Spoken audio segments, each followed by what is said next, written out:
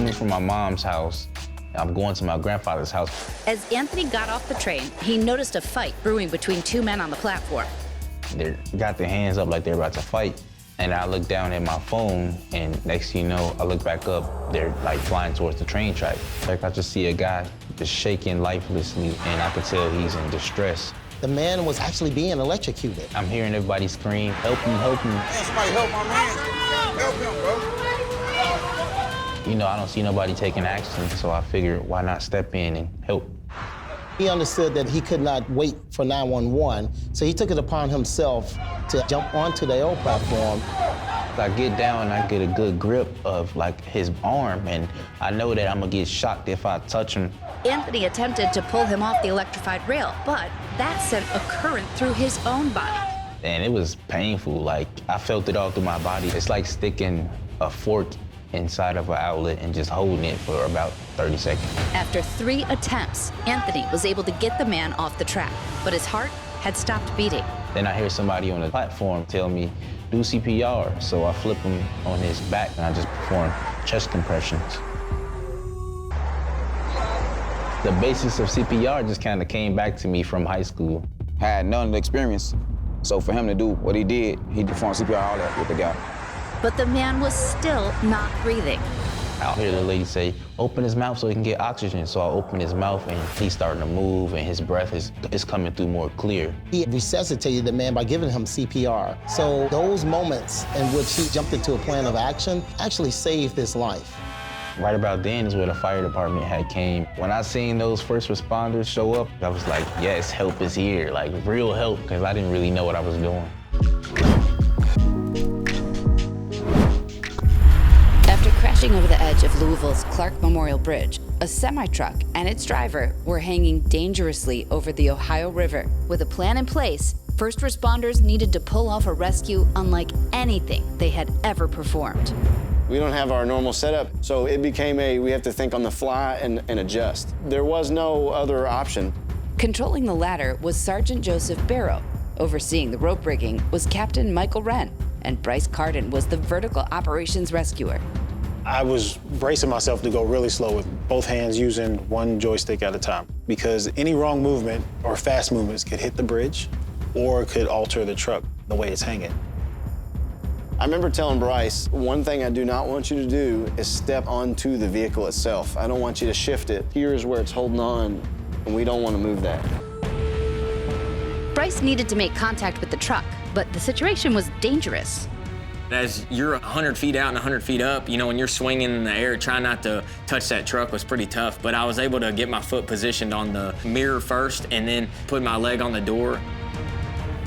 When he made contact, he did his best to reassure the terrified driver. I'm like, hey, I'm here, but here's what I need to do. And she was awesome to be able to basically help me help her. As I started to pull her out, I realized that the seatbelt was still caught, so I had a knife on me and I was able to cut her out of her seatbelt and pull her out to me. But as he pulled her out, something frightening happened.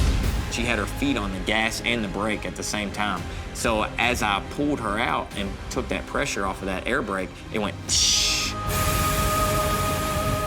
And so everybody on scene was like, even myself, I was like thinking, I gotta get her out now, like I was gonna yank her out.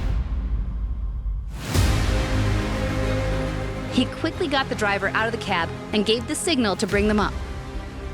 I knew it was out of my control at that point. It's all on them. We're hanging 100 feet out, 100 feet up. And then, sure enough, she comes right over the edge onto the street. And that is a sigh of relief for all of us.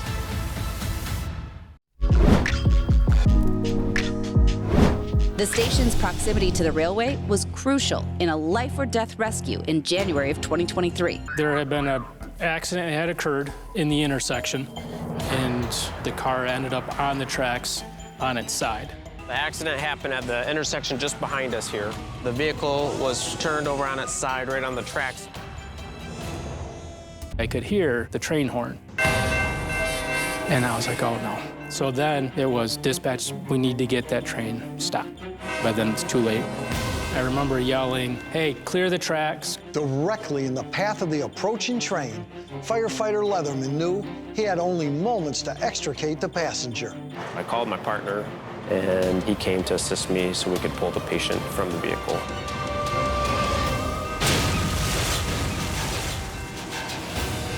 Unaware that firefighter Leatherman, his partner, had safely cleared the scene, Captain Graham watched in horror from the opposite side of the track. I could hear it, and just the crunching, like a soda can that you would crush really fast. Once the train passed, Captain Graham approached another first responder nearby. He went up to check the car, and I was like, "You sure there's nobody in there?" He's like, "No, nobody's in it." There's a bike crash and somebody possibly fell off the cliff. We'll get medical in right now. Our high angle and EMS teams and my east ground team respond to it. Motorcycle crash, possibly fell off the cliff. You see the cliffs right there? And at that point, search and rescue got called, life flight got called. Life flight helicopters carry cutting-edge medical equipment that can be flown directly to a person trapped in a remote area. From the time we got the call to the time we were overhead was less than 15 minutes. And as we arrived, I saw two gentlemen on the side of a scree-type mountain with a pretty big cliff up above them.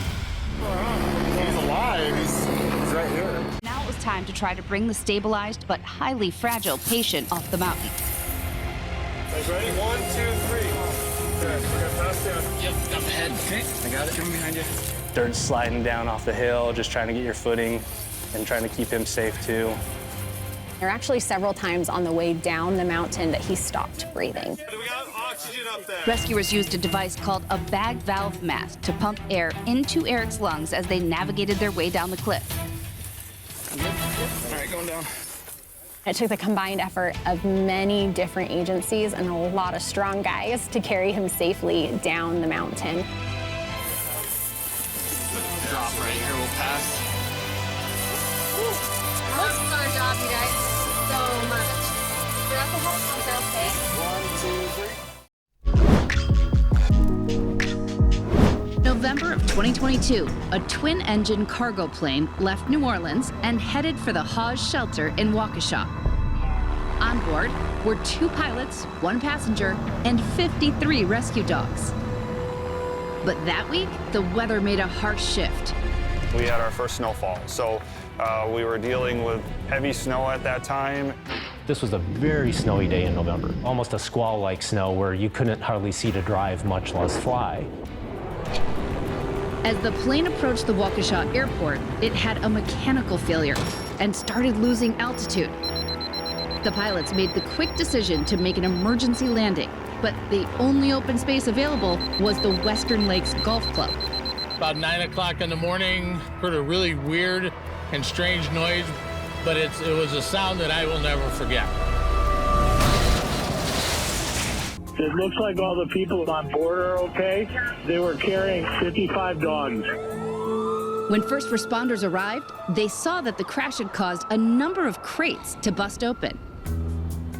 There were literally kennels laid out. Some of them were in great condition, other ones were a little broken up, and I couldn't even tell you how many dogs were just running around.